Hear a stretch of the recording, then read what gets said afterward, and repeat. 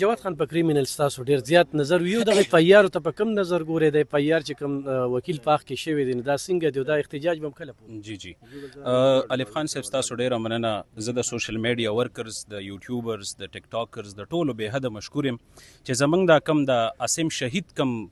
قتل عام پرون شوی دی نو هغه په سوشل میډیا چې څومره زه ګورم نو ټولو د پولیس ګردۍ او د ظلم انتها مطابق هر یو مرګري زمونږ اواز اوچت کړی دی ستاسو هم به حد مشکور یو چې یو داسو ایشو هم راوچته کړه چې دا ایشو یوازې د اسیم قتل نه دی دا د غونډې 400 د غونډ پاکستان د غونډ انډیپندنس اف پاکستان باندې دا یو سوال دی که دا موږ د څه ازادي مناو ازادي دی ته وایي آیا ریاست دی ته وایي په ریاست کې اوسېدو خلک څوک دي عوام دي چې کله ته عوام په خپله ختمې نو آیا ته د چا نه انصاف غواړې عوام ریاست جوړیږي د عوامو نه چې ته زما جنریشن ختمې چې ته زما ځوان ختمې نو زه به د چا نه غواړم آیا زما بهر خلیجي چې کوم ممالک دي زما چې کوم دشمنان دي هغوی له دوی څه پیغام ورکوي دا پیغام وله ورکوي چې ورشه او دین دهاړې د پلار مخکې د رور مخکې د ټولو مخکې ورشه او سړی ووجنه پاتې شو زما د اف آی آر خبره کم اف آی آر چې مونږ کړی دی زما صدر صاحب غریب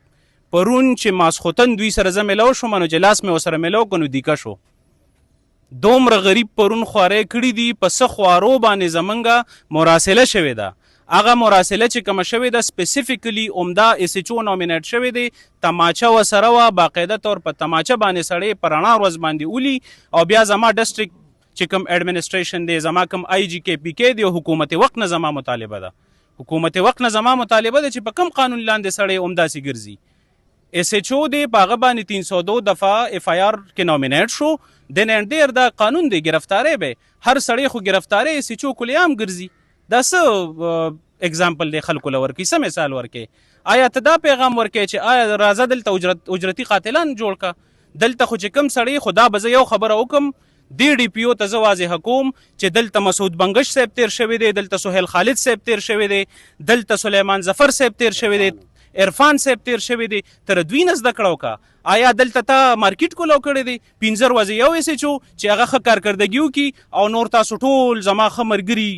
میډیا ملګري ټول ښه پوهیږئ چې دلته ایس ایچ او په کومو کاتو باندې لګي هغه سړی ډېر پاتې کېږي چې کم ډېر مال رسولی شي ستاسو لایحه عمل څه دی راتلونکی زمونږ فردر لایحه عمل دا دی چې دوی کې د جوډیشل انکوایري وکړي شي زمونږ سپریم کورټ اف پاکستان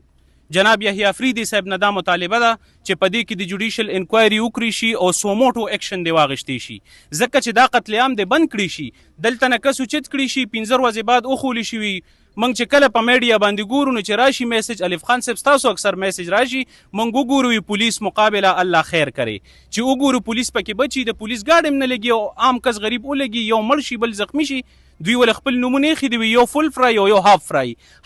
کې دوی څه چل کوي خپې می ولولي فل فرای کې ختم کی تر کومه بدایار دا ظلم چلیږي دا بندول پکار دی ونس فار آل موږ د پېښور های کورټ بار صدر صاحب به حد مشکور یو بالول خټک صاحب راغلی دی مسلم لیگ نون لایر فورم صدر دی هغوی هم سټریک پالیسی ده هغوی وایي چې 1 پوینټ ایجنډا ده دا اس ایچ او به ختمو